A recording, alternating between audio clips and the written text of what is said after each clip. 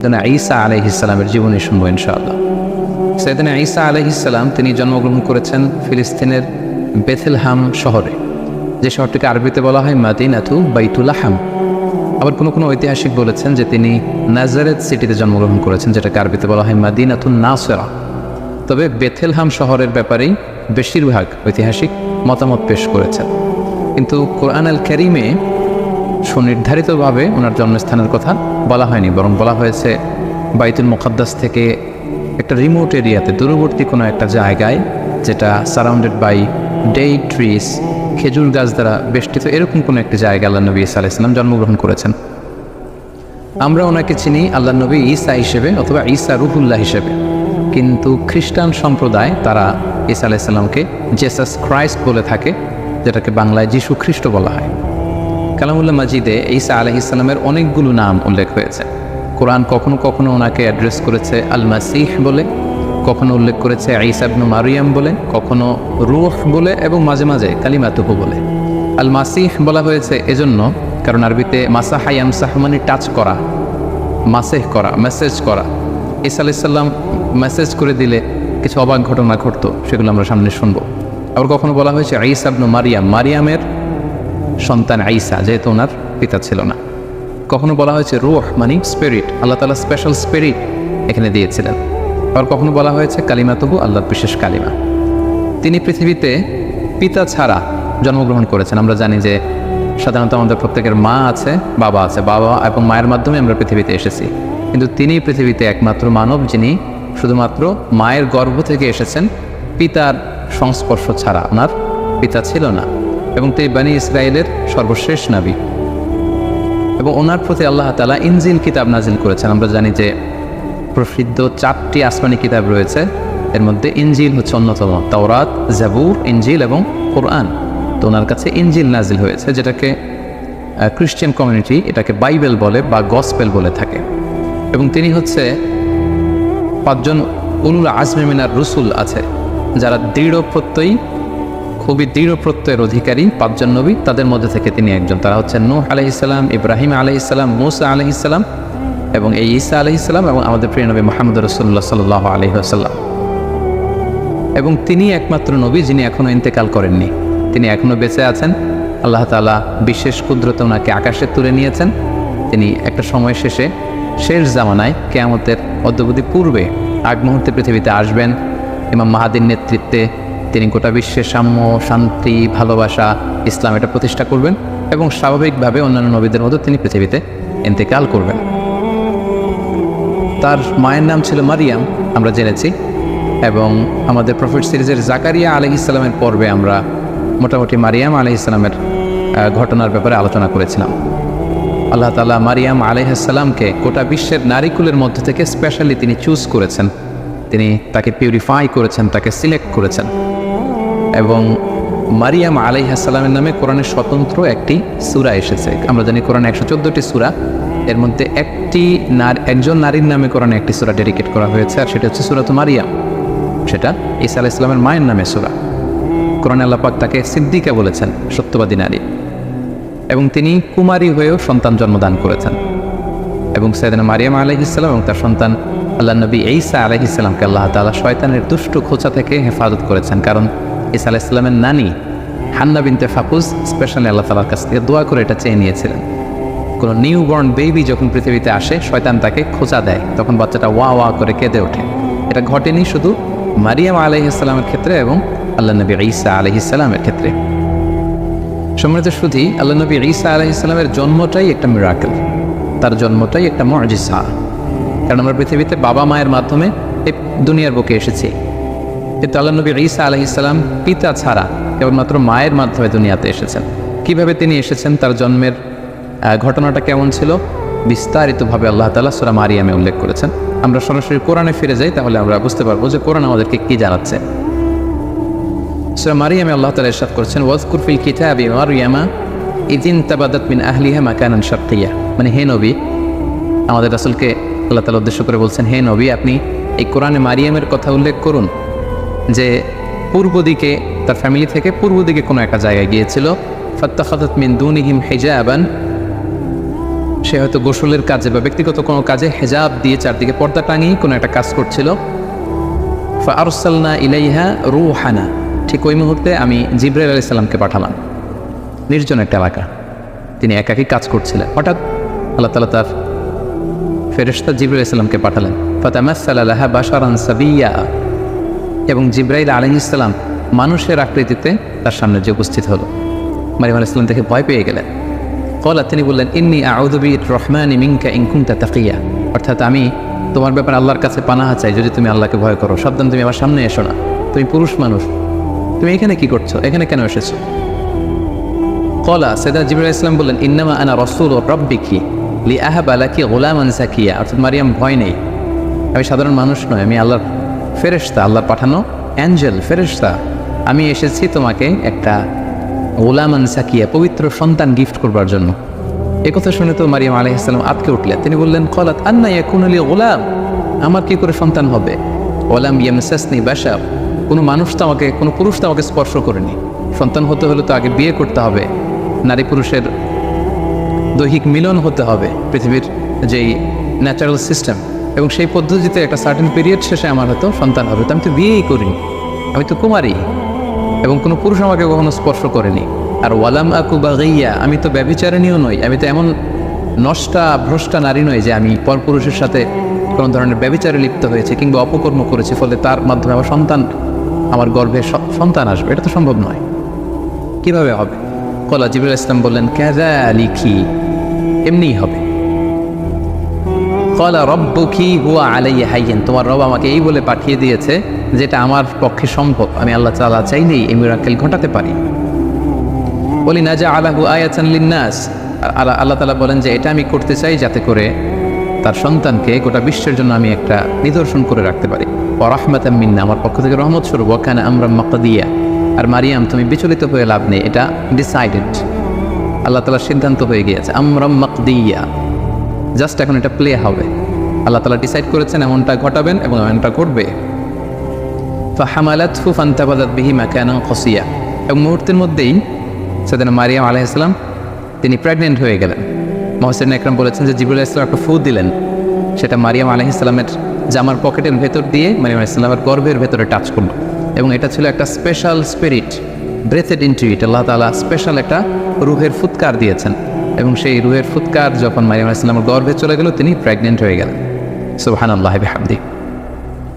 ফান্তাবাযাত বিহি মাকানান কসিয়া, তিনি লজ্জায় এলাকার কোনো লোকের সামনে যাতে না পড়ে যান, তিনি দূরবর্তী একটা স্থানে গেলেন, এবং সেই স্থানটাই বর্তমানে বেথলেহেম সিটি নামে পরিচিত, আরবিতে যেটাকে বলা হয় মাদিনাতু বাইতুল লাহম, কারণ তিনি লজ্জা অনুভব করছিলেন। এবং ঈসা আলাইহিস সালামের জন্মটা যেহেতু মিরাকেল, ওনার এই প্রেগনেন্সি পিরিয়ডটাও মিরাকেল। সাধারণত বেবি যখন কেউ কনসিভ করে কোনো নারী, তার 9 মাস 10 মাস একটা সময়, সার্টেন পিরিয়ড অফ টাইম তাকে এই প্রেগনেন্সি পিরিয়ডকে পার করতে হয়, তখন তার বেবি ডেলিভারি হয়। কিন্তু যেহেতু এটা ছিল আল্লাহর মিরাকেল, মুহূর্তেই তিনি গর্ভবতী হয়েছেন। একজন 9 মাসের পরিপূর্ণ প্রেগনেন্ট পিরিয়ডকে পার করেছে একজন নারীর দেহাবয়ব যেমন, দেখতে যেমন, দূর থেকে দেখলেই বোঝা যায় যে তিনি গর্ভধারিণী। মারিয়াম আলাইহিস সালামের অবস্থাটা মুহূর্তের মধ্যে আল্লাহ তাআলার এই মিরাকেলে, এই মুআজিজার মাধ্যমে এরকম হয়ে গেল। তিনি আতঙ্কিত হলেন, তিনি ভয় পেলেন, অন্য কারো সামনে যাতে তিনি পরে লজ্জিত হতে না হয়, তিনি এলাকা ছেড়ে মাকানান কসিয়া, সেই বেথলেহেম সিটিতে চলে গেলেন, এবং সেখানে খেজুর বেষ্টিত একটা এলাকা ছিল। ফাজাহাল মাখাদু ইলা জিযআইন নাখলা, তো ওনার পেইন আসলো, প্রচণ্ড ব্যথা, সন্তান জন্মদানের যে পেইন হয়, এটা তাকে একটা খেজুর গাছের গোড়ায় নিয়ে আসলো। তিনি সহ্য করতে না পেরে সেখানে বসলেন। ক্বালাত ইয়া লাইতানি মিততু ক্বাবলা হাযা, এবং নিজেই নিজের সাথে কথা বলতে লাগলেন যে হায় রে, আজকের এই সিচুয়েশন ফেস করার আগে আমি যদি মারা যেতে পারতাম কতই না ভালো হতো, আমি যদি মরে যেতে পারতাম। ওয়া কুনতু নাসিয়াম মানসিয়া, অথবা আমি যদি মানুষ থেকে বিস্মৃত হয়ে যেতে পারতাম, অর্থাৎ মারিয়াম নামে একজন লোক ছিল পৃথিবীতে, এটা যদি সবাই ভুলে যেত তাহলে কতই না ভালো হতো, তাহলে তো আমি লজ্জিত হওয়া লাগতো না।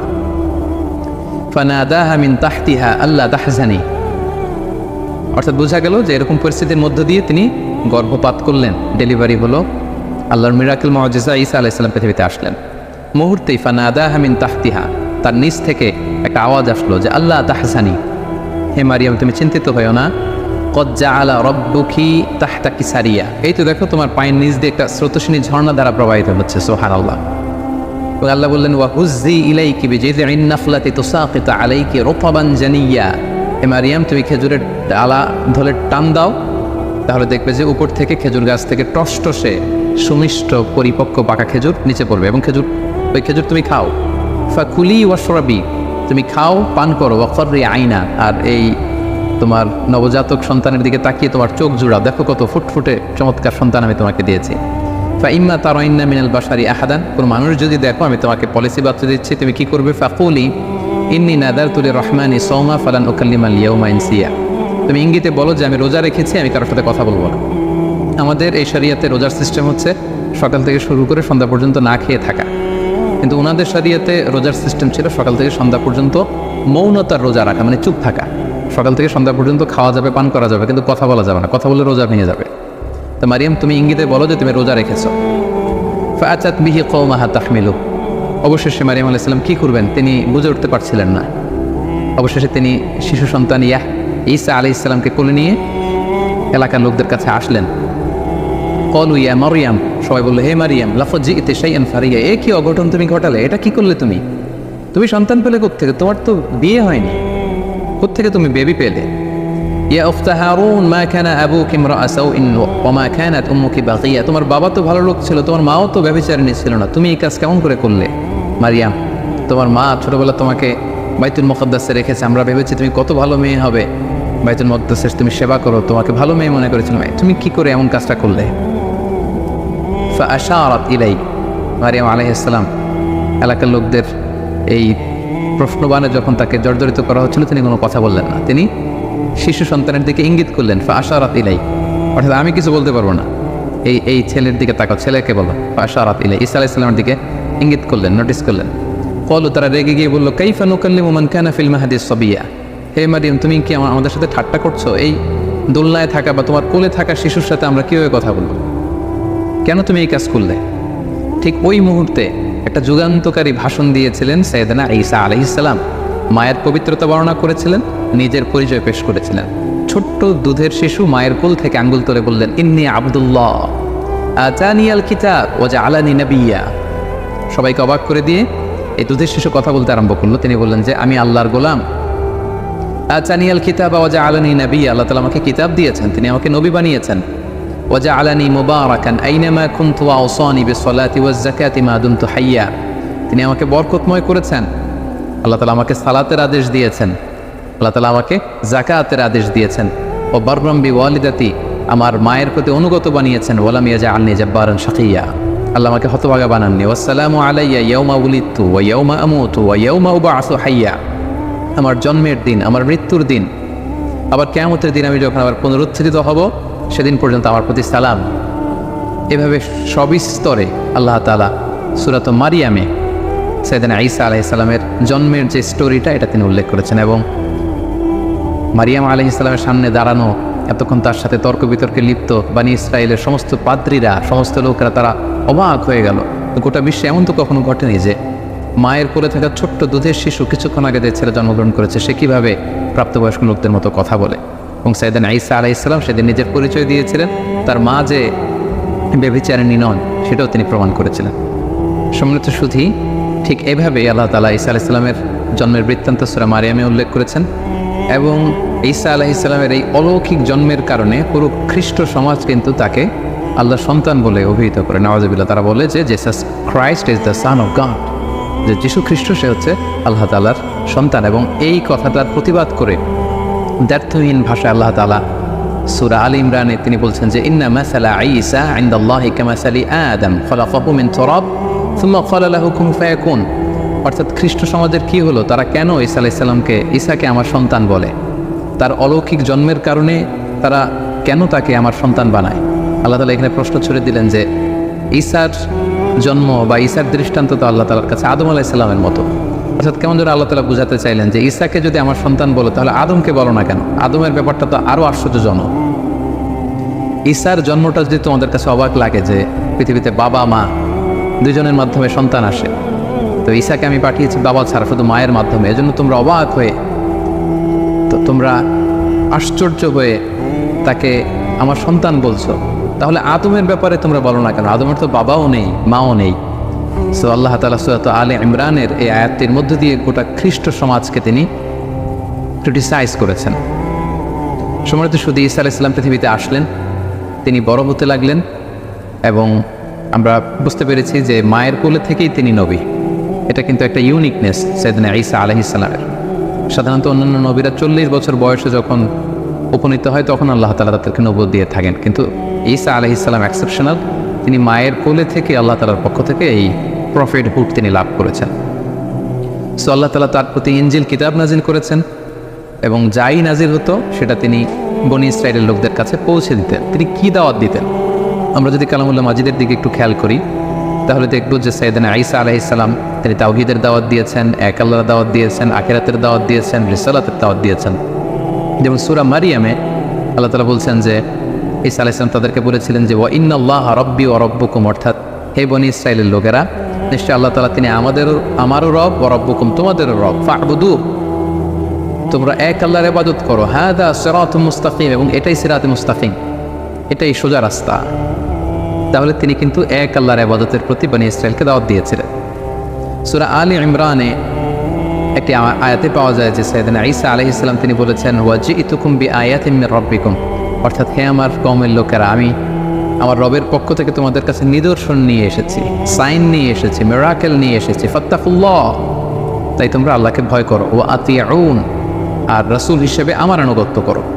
তাহলে সম্মানিত শুধু এই দুটি আয়াত থেকে আমরা বুঝলাম যে তিনি যে রাসূল এটার কথা তিনি সুস্পষ্টভাবে বলেছেন এবং তার কাছে আল্লাহর যে বাণী আসে এগুলো যাতে তারা এরকমভাবে মেনে নেয় সেটার আদেশ তিনি করেছেন এবং আল্লাহ তাআলা তিনি যে এক এবং একক সেটার দাওয়াত তিনি দিয়েছেন। এবং অন্য একটি আয়াতে আমরা দেখতে পাই যে সাইয়েদনা ঈসা আলাইহিস সালাম তিনি রাসূলুল্লাহ সাল্লাল্লাহু আলাইহি ওয়াসাল্লাম যে তারপরে নবী হয়ে আসবেন সেটা সুসংবাদ দিয়েছেন।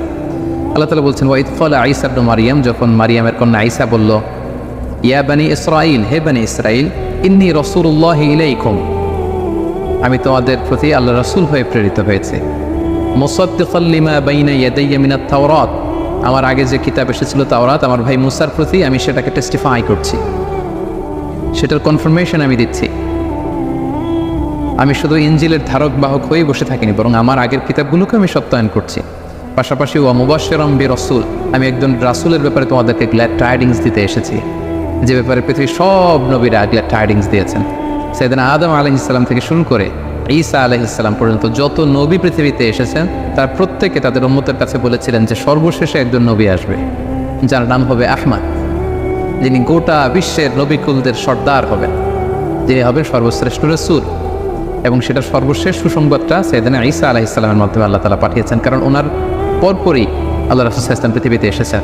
তো তিনি বলেছেন ওয়া মুবাশশিরাম বিরাসূল, হে বনী ইসরাঈল, আমি তোমাদেরকে একজন রাসূলের সুসংবাদ দিচ্ছি, ইয়াতি মিন বাদি, he will come after me, আমার পরপরই সে আসবে, ইসমুহু আহমদ, আর তার নাম হবে আহমদ।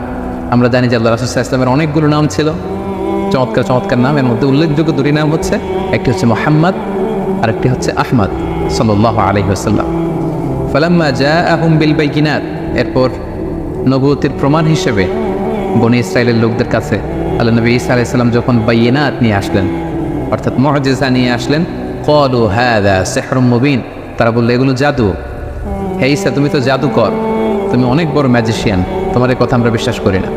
এবং সম্মানিত শুধু আমরা তো সাইয়েদনা আদম থেকে শুরু করে অনেক নবীর ঘটনা স্টোরি আমরা শুনেছি আমাদের প্রফেট সিরিজে। আমরা প্রায় দেখেছি যে নবীরা যখন মুআজিজা নিয়ে আসতো তাকে এলাকার লোকেরা জাদু বলে উড়িয়ে দিত।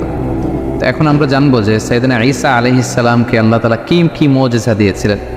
সম্মানিত শুধু আপনারা শুনলে অবাক হবেন যে তিনি এমন কিছু অনন্য মুআজিজা তার এলাকাবাসীদেরকে দেখিয়েছিলেন যেটা দেখে লোকজন অবাক হয়ে গিয়েছিল।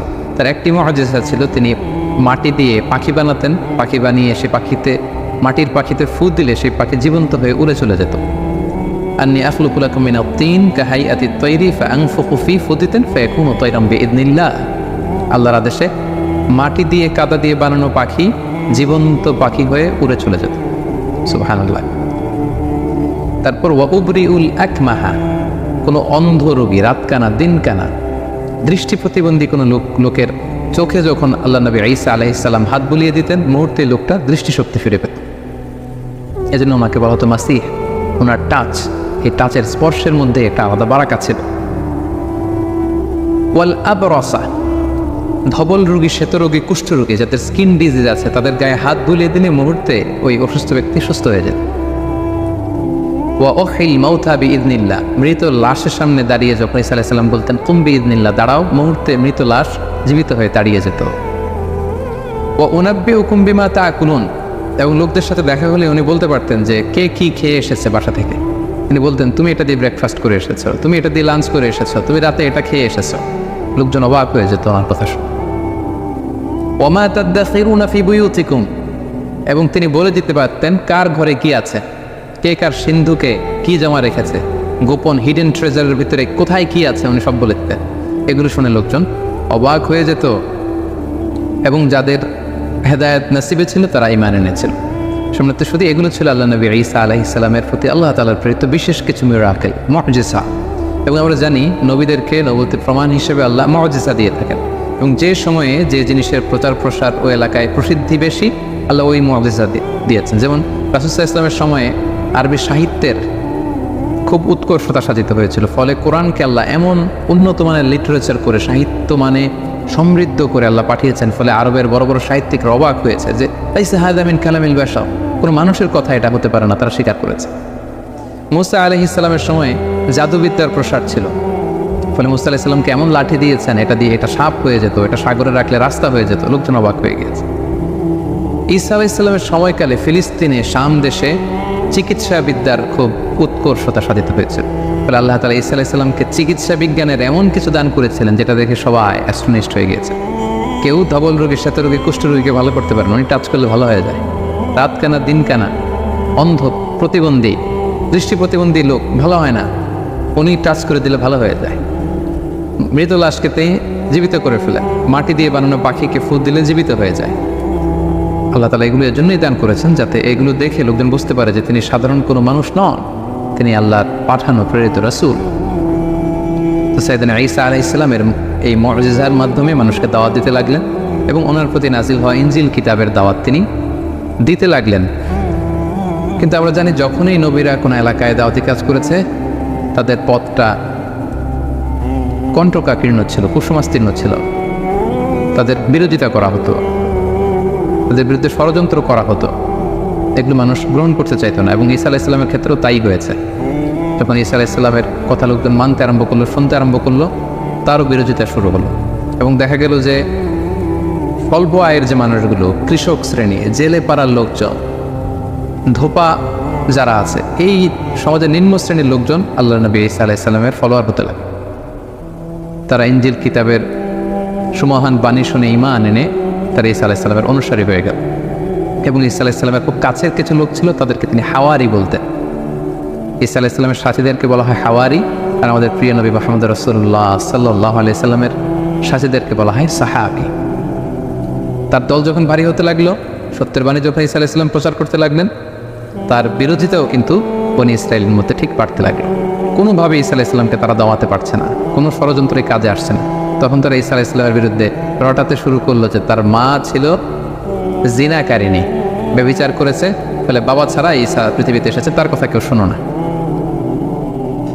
এই কথা সবাই রটাতে লাগলো। ঈসা আলাইহিস সালাম মনে খুব ব্যথা পেলেন, তারপরেও তিনি তার মনোবল তিনি হারালেন না, তিনি দাওয়াতি কাজ চালিয়ে যেতে লাগলেন।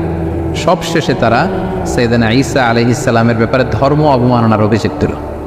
সুবহানাল্লাহ। যুগে যুগে আমরা দেখেছি যে যারাই ধর্মের প্রচারক, তাদেরকেই ধর্ম অবমাননার অভিযোগ দেওয়া হয়। সাইয়েদনা ঈসা আলাইহিস সালামের ক্ষেত্রে সেটাই ঘটেছে। যিনি আল্লাহর নবী, যিনি ইনজিল কিতাব নিয়ে এসেছেন, যিনি মানুষকে ধর্ম শেখাচ্ছেন, হোয়াট ইজ রিলিজন, তিনি শেখাচ্ছেন, তাকে ধর্ম অবমাননার অভিযোগ দেওয়া হলো। কি বলা হলো? বনী ইসরায়েলরা রটাতে শুরু করলো যে তিনি তাওরাতের বিরুদ্ধে কথা বলছেন, এটা একটা ব্লাসফেমি, তাকে শাস্তি দেওয়া হোক, তার শিরচ্ছেদ করা হোক, তাকে শূলে চড়ানো হোক। এভাবে তারা আল্লাহ নবী ঈসা আলাইহিস সালামের ব্যাপারে ধর্ম অবমাননার অভিযোগ দিলেন যে সে তাওরাত পরিবর্তন করে সে ইনজিল নামে নতুন এক কিতাবের আবির্ভাব ঘটিয়েছে। এবং এই কথা তারা তৎকালীন সময়ের যে অত্যাচারী রাজা কিং হেরোডের কাছে তারা পৌঁছালো, এবং তারা সবাই মিলে চক্রান্ত করে সর্বশেষে তাকে হত্যার ষড়যন্ত্র করল। বনী ইসরায়েলের লোকেরা সাইয়েদনা ঈসা আলাইহিস সালামকে হত্যা করার জন্য চড়াও হলো। এবং তাদের ভাষ্যমতে তারা ঈসা আলাইহিস সালামকে হত্যা করেছে। কিন্তু কালামুল্লাহ মাজিদে পবিত্র কোরআনুল কারীমে আল্লাহ তাআলা বলেছেন, না, তোমরা আমার নবী ঈসাকে স্পর্শও করতে পারো না, তাকে আমি উঠিয়ে নিয়েছি। আল্লাহু আকবার। ঘটনাটা কেমন ছিল? ওনার মৃত্যুর ব্যাপারে নির্ভরযোগ্য দুটি বর্ণনা পাওয়া যায়। একটি বর্ণনা হচ্ছে সাইয়েদনা ঈসা আলাইহিস সালাম সহ তার অনুসারীদেরকে 4000 ইহুদি এসে ঘিরে ফেলল, একটি ঘরে তাদেরকে আবদ্ধ করা হলো। আল্লাহ নবী ঈসা আলাইহিস সালাম বললেন, আমার অনুসারীদের মধ্য থেকে কে আছো আমার জন্য জীবন দিবে? একজন দাঁড়ান। নবী ঈসা আলাইহিস সালাম তাকে তার পাগড়ি পরিয়ে দিলেন, তার জামা খুলে পরিয়ে দিলেন, বললেন যাও। সেই লোক আল্লাহর নামে সামনে আগালো এবং তার চেহারাকে আল্লাহ ঈসা আলাইহিস সালামের চেহারা করে দিলেন। ইহুদিরা যখন তাকে পেল সবাই মনে করলো এইটাই ঈসা, তারা তাকে হত্যা করলো। আর মুহূর্তে আল্লাহ তাআলা ঈসা আলাইহিস সালামকে আকাশে তুলে নিলেন, রাফাআহুল্লাহু ইলাইহি। ফলে ইহুদিদের মতে তারা ঈসা আলাইহিস সালামকে হত্যা করেছে, আসলে হত্যা করতে পারে। ঐতিহাসিকভাবে দ্বিতীয় যে বর্ণনাটি পাওয়া যায় সেটা হচ্ছে তারা ঈসা আলাইহিস সালামকে হত্যার ষড়যন্ত্র করে তাকে ধাওয়া করলো। আল্লাহ নবী ঈসা আলাইহিস সালাম একটি ঘরে আবদ্ধ হলেন, তারা চারদিকে ঘিরে রাখলো নবী ঈসা আলাইহিস সালামকে হত্যার জন্য। ঈসা আলাইহিস সালামও বেরোন না, তারা নবীকে হত্যাও করতে পারে না। সবশেষে তারা তাদের মধ্যে থেকে সবচেয়ে পাপী পাষণ্ড এক লোককে অ্যাসাইন করলো যে যাও তুই যে দেখো তো ঈসা কি করে ভিতরে। তাদের এই লোককে তারা ভেতরে পাঠালো, এই ঘরের ভেতরে দেয়াল টপকিয়ে। মুহূর্তের মধ্যে আল্লাহ তাআলা ঈসা আলাইহিস সালামকে আকাশে তুলে নিলেন এবং তাদের লোকটাকে ঈসা আলাইহিস সালামের চেহারায় রূপান্তরিত করে দিলেন। তার ফেসটাকে আল্লাহ তাআলা ঈসার চেহারা বানিয়ে দিলেন, ঈসা আলাইহিস সালামকে আকাশে তুলে নিলেন। এবং দীর্ঘ সময় হয়ে যায়, তাদের লোকটাও ফিরে না। তারা ভাবলো ঘটনা কি হয়েছে আমাদের পাঠানো লোকটার? দেখি তো ভিতরে ঢুকেই দেখেই তো ঈসা দাঁড়িয়ে আছে। আসলে এটা কিন্তু ঈসা ছিল না, এটা ছিল তাদের পাঠানো, তাদের প্রেরিত সেই লোক। তার ওই লোকটাকেই হত্যা করল। ঈসা আলাইহিস সালাম মনে করে একেই শুলে চড়ালো, একেই হত্যা করলো। কিন্তু হত্যার পরে তাদের মধ্যে কয়েক দল হয়ে গেল। কেউ বললো এটা ঈসা, কেউ বলে ঈসা না, কারণ তার আল্লাহ তাআলা শুধু তাদের পাঠানো লোকটার চেহারাটাকে ঈসা আলাইহিস সালামের মতো করেছিল, কিন্তু ওই লোকটার জামা কাপড় হাত দেহের অন্যান্য অঙ্গ প্রত্যঙ্গ কিন্তু ওই লোকের মতোই ছিল। ফলে তারা শঙ্কায় পড়ে একটা সংশয়ে পড়ে গেল যে আসলেই কি আমরা হত্যা করেছি।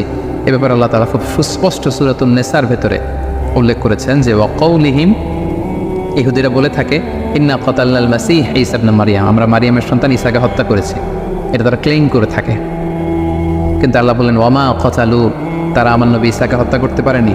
ওয়ামা সলাবু, তাকে শুলেও চড়াতে পারেনি। ওয়ালাকিন শুব্বিহা লাহুম, এই পুরো বিষয়টাই তাদের কাছে অস্পষ্ট আমি করে দিয়েছে। আমি আল্লাহ এমন এক মেকানিজম এখানে ঘটিয়ে দিয়েছে, এমন ঘটনা ঘটিয়ে দিয়েছে যার ফলে পুরো ইহুদি সমাজ তারা এখানে সন্দেহে পড়ে গিয়েছে। আল্লাহ বলেন ওয়ামা কাতালুহু ইয়াকিনা, তারা আমার নবী নিশ্চিতভাবে ঈসাকে হত্যা করতে পারেনি। বাল রাফাআহুল্লাহু ইলাইহি, আল্লাহ তাআলা বলেন যে আমি আমার নিজের কাছে আমার নবী ঈসাকে উঠিয়ে নিয়েছি। সম্মানিত শুধু এই হচ্ছে ঈসা আলাইহিস সালামের এই পৃথিবীতে ওনার জীবদ্দশায় সর্বশেষ ঘটনা।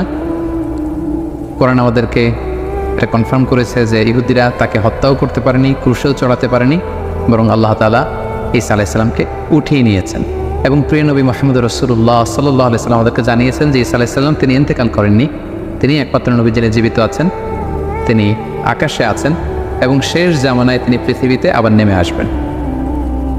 সহিহ মুসলিমের একটা বর্ণনায় জানা যায় আল্লাহর হাবিব সাল্লাল্লাহু আলাইহি ওয়াসাল্লাম বলেন যে অবশ্যই কিয়ামতের আগে এমন একটা সময় আসবে যখন ঈসা আলাইহিস সালাম আসবেন কিভাবে হাকামান মুকসিতা, তিনি ন্যায়পরায়ণ শাসক হয়ে আবির্ভূত হবেন। ফায়াকসুরুস সলিব, তিনি যত ক্রুশ, ইংরেজিতে যেটাকে ক্রস বলে, খ্রিস্টানদের একটা রিলিজিয়াস আইকনিক ব্যাপার, এই যত ক্রুশ আছে এই ক্রুশকে তিনি ভেঙে ফেলবেন।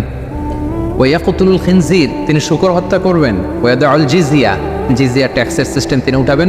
ওয়াফিদুল মাল, গোটা বিশ্বে সম্পদের তারল্য ছড়িয়ে পড়বে, গোটা বিশ্বে তিনি সাম্য, শান্তি, ভ্রাতৃত্ব, ইসলামকে তিনি প্রতিষ্ঠা করবেন। এবং সহিহ মুসলিমের আরেকটি বর্ণনায় নাওয়াস ইবনে সামআনের রাদিয়াল্লাহু তাআলা আনহুর বর্ণিত হাদিস, যেখানে রাসূল ইসলাম দাজ্জালকে নিয়ে বিস্তর আলোচনা করেছেন। সেখানে তিনি বলেছেন যে এই দাজ্জাল যখন পৃথিবীতে ফিতনা ছড়াবে ঠিক তখনই আল্লাহ নবী ঈসা আলাইহিস সালাম এই পৃথিবীতে আগমন করবেন। কোথায়? দামেস্কের, সিরিয়ার রাজধানী দামেস্কের একটা মসজিদে তিনি আসবেন।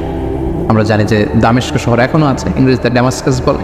এই দামেস্ক শহরের একটা ইনদাল মানারাতিল বাইদা, একটা মসজিদের সাদা মিনারার পাশে তিনি ফেরেশতার পাখায় ভর করে শাহ করে জামিনে নেমে আসবেন। আসার সাথে সাথেই তখন মুসলিম কমান্ডার যে থাকবে ঈসা আলাইহিস সালামকে বলবেন যে আপনি ইমামতি করুন। ঈসা আলাইহিস সালাম বলবেন না, আল্লাহ তাআলা এই উম্মাতের যে সম্মান দিয়েছে সে কারণে তুমি ইমামতি করবে, কারণ আমি নেতা হয়ে আসিনি, তোমাদের মধ্যে থেকেই নেতা হবে, তিনি ইমামতি করবেন। তারপর ঈসা আলাইহিস সালাম দাজ্জালকে খুঁজতে শুরু করবেন। ইহুদিরা দাজ্জালের মিত্র হবে, ঈসা আলাইহিস সালামের শ্বাস প্রশ্বাস যে কাফেরের গায়ে লাগবে সেই মারা যাবে। এবং ফিলিস্তিনে এখনও একটা জায়গা আছে, জায়গাটার নাম বাবুল লুদ। হাদিসে এই শব্দটাই বলা হয়েছে, বাবুল লুদ, এবং এখনও ওই জায়গাটা বাবুল লুদ নামে পরিচিত। ঠিক ওই জায়গায় আল্লাহ নবী ঈসা আলাইহিস সালাম দাজ্জালকে হত্যা করবেন। ইয়াজুজ মাজুজ আসবে, তিনি তুর পাহাড়ে চলে যাবেন মুসলিমদেরকে নিয়ে, ইয়াজুজ মাজুজের অত্যাচার থেকে পরিত্রাণের জন্য দোয়া করবেন, তারাও চলে যাবে। এরপরে ঈসা আলাইহিস সালাম গোটা বিশ্বে ইসলামকে পৌঁছে দেবে। পৃথিবীর এমন কোনো ঘর, এমন কোনো দেশ, এমন কোনো জনপদ থাকবে না যেখানে আল্লাহর নাম উচ্চারিত হবে না, গোটা বিশ্বের সবাই মুসলিম হয়ে যাবে। এরপর ঈসা আলাইহিস সালাম স্বাভাবিকভাবেই অন্যান্য নবীদের মতো এই পৃথিবীতে ইন্তেকাল করবেন। সম্মানিত শুধু এই হচ্ছে আল্লাহ নবী ঈসা আলাইহিস সালামের জীবনী। এ পর্যায়ে আমরা ওনার জীবনী থেকে কিছু লাইফ লেসন বের করবার চেষ্টা করব, আমাদের জীবনের সাথে কানেক্ট করবার চেষ্টা করব। ওনার জীবনী থেকে কী শিক্ষা আমরা পাই? প্রথম যে শিক্ষাটা আমরা পাই সেটা হচ্ছে আল্লাহ তাআলার জন্য কোনো কিছুই অসম্ভব নয়। আমরা জানি যে বাবা মায়ের মাধ্যমে পৃথিবীতে সন্তান আসে, কিন্তু ঈসা আলাইহিস সালাম বাবা ছাড়া মায়ের গর্ভে তিনি এসেছেন এবং মায়ের মাধ্যমে পৃথিবীতে তিনি জন্ম লাভ করেছেন। এবং আল্লাহ তাআলা এই যে এস্টাবলিশড ল অফ নেচার, এটাকে তিনি ব্রেক করে দিয়েছেন। ও আল্লাহ তাআলা চাইলে এটা পারেন, বাবা ছাড়া পৃথিবীতে তিনি আল্লাহ নবী ঈসা আলাইহিস সালামকে পাঠিয়েছেন। এটা থেকে আমরা বুঝলাম যে আল্লাহর কাছে কোনো কিছু অসম্ভব নয়। নাথিং ইজ ইম্পসিবল টু আল্লাহ, সব কিছু সম্ভব, তিনি চাইলে সব করতে পারেন। এটা আমরা জানতে পারলাম। 2 নম্বর যে শিক্ষাটা আমরা পাই সেটা হচ্ছে গর্ভবতী নারী যারা আছে বা বাচ্চা ডেলিভারি দেওয়ার পরে তাদের জন্য খেজুর কিন্তু একটা উপাদেয় খাবার হতে পারে, যেটা আমরা মারিয়াম আলাইহিস সালামের ক্ষেত্রে দেখেছি। আল্লাহ বলেছেন যে ফাফুজ্জি ইলাইকি বিজিজইন নাখলাতি তুসাফিতু আলাইকি রুতাবান জানিয়া, হে মারিয়াম তুমি খেজুরের ডাল ধরে টান দাও, টসটসে পাকা খেজুর পড়বে, সেটা খাও। মারিয়াম আলাইহিস সালাম কিন্তু খেজুর খেয়ে তখন এনার্জি পেয়েছিলেন। সো গর্ভবতী নারী কিংবা সন্তান জন্মদানের পরে একজন মায়ের জন্য খেজুর একটা চমৎকার খাবার হতে পারে, কারণ এটার মধ্যে ভিটামিন B6 আছে, এটার মধ্যে কপার আছে, এটার মধ্যে অনেক ধরনের উপাদান আছে। বিশেষ করে খেজুর হচ্ছে ফুল অফ ফাইবার সমৃদ্ধ একটা খাবার, যেটা আপনার এনার্জিকে বুস্ট করবে। সো গর্ভবতী এবং সন্তান জন্মদানের পরে নারীদের জন্য খেজুর একটা চমৎকার খাবার, যেটা কোরআনিক গাইডেন্স থেকে আমরা পাই। 3 নম্বর যে ব্যাপারটি আমরা জানতে পারি যে মারিয়াম আলাইহিস সালামের সন্তান জন্মদানটা এমন একটা সময় হয়েছিল যখন খেজুর পেকে পেকে পড়ে। কোরআনের আয়াত থেকে বোঝা যায় যে হে মারিয়াম তুমি খেজুরের ডাল ধরে টান দাও, খেজুর পড়বে। এবং আমরা জানি খেজুর পাকে হচ্ছে গ্রীষ্মকালে। কিন্তু আমরা যদি বর্তমান খ্রিস্টান কমিউনিটির এক্সমাস ডে, যেটাকে ওরা বলে ক্রিসমাস ডে, মেরি ক্রিসমাস বা ক্রিসমাস ডে তারা পালন করে থাকে প্রচণ্ড শীতে, অর্থাৎ 25শে ডিসেম্বর।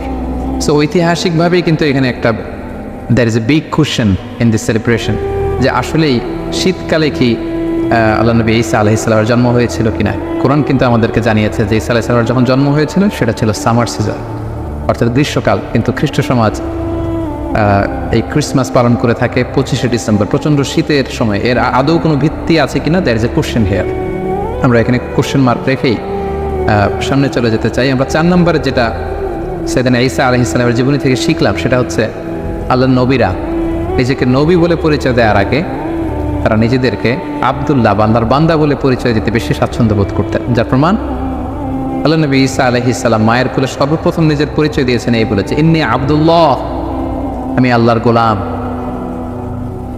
আগে বলেছেন গোলাম বা দাস, তারপরে তিনি বলেছেন আতানিয়াল কিতাব, আল্লাহ তিনি আমাকে কিতাব দিয়েছেন, ইনজিল কিতাব।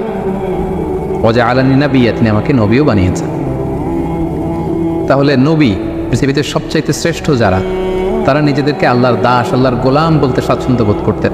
এবং আল্লাহ রাসূল সাল্লাল্লাহু আলাইহি ওয়াসাল্লাম তিনিও নিজেকে সবসময় আব্দুল্লাহ বা আল্লাহর গোলাম বলে পরিচয় দিতেন। সো আমরা অহংকার করার কোনো সুযোগ কোনো বিশ্বাসী নেই, বরং বিশ্বাসীরা সবসময় নিজেদেরকে দাস হিসেবে পরিচয় দেয়। আমরা সবাই হচ্ছি কুল্লুনা ইবাদুল্লাহ, আমরা আল্লাহর গোলাম।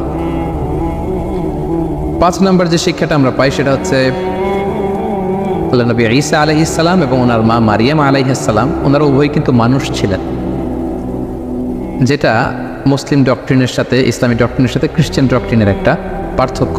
খ্রিস্টান কমিউনিটি তারা এই দুজনকে, ঈসা আলাইহিস সালামকে বলে যে ঈসা আলাইহিস সালাম ছিল হচ্ছে আল্লাহর সন্তান, আর মারিয়াম আলাইহিস সালামকে তারা ম্যারি বলে। তারা বলে যে ম্যারি হচ্ছে আল্লাহর স্ত্রী। তাদের একদল আবার বলে ম্যারি হচ্ছে আল্লাহর মা। সো কোরআন কিন্তু দ্ব্যর্থহীন কণ্ঠে ঘোষণা করেছে যে তারা উভয়ই মানুষ ছিলেন। ঈসা আলাইহিস সালাম তিনি আল্লাহর বান্দা ছিলেন, মানুষ ছিলেন, মারিয়াম মানুষ ছিলেন। কিন্তু খ্রিস্ট সম্প্রদায় একটা স্পেশাল আইডিওলজিতে তারা বিশ্বাস করে, যেটাকে তারা বলে ত্রিত্ববাদ, ট্রিনিটি। এবং কোরআন এই ট্রিনিটিকে সুস্পষ্টভাবে নাকচ করেছে। যেমন সূরাতুল মায়েদাতে আমরা দেখি আল্লাহ তাআলা বলছেন, মাল মাসিহ ইবনু মারইয়ামা ইল্লা রাসূল, মারিয়ামের সন্তান ঈসা রাসূল ছাড়া কিছু ছিল না, তিনি একজন রাসূল। কদ খলাত মিন ক্বাবলিহির রুসুল, তার আগে অনেক রাসূল অতিবাহিত হয়েছে, তাদের ধারাবাহিকতায় তিনিও একজন রাসূল। ও উম্মুহু সিদ্দীকা, আর ঈসার মা মারিয়াম সে সত্যবাদী একজন নারী।